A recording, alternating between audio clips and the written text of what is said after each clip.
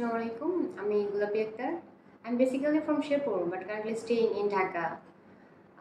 আমি ব্যাচেলর প্রোগ্রামের জন্য চাইনা পড়াশোনা করতে যাচ্ছি। তো এটা আমার ছোট থেকে ইচ্ছা ছিল যে দেশের বাইরে পড়াশোনা করব। Like it was my long cherish dream. That's why আমি অনেক প্রতিষ্ঠান খোঁজখবর নিলাম। নেওয়ার পরে আমার মনে হচ্ছে যে না, সবগুলো প্রতিষ্ঠান ট্রাস্টেবল না।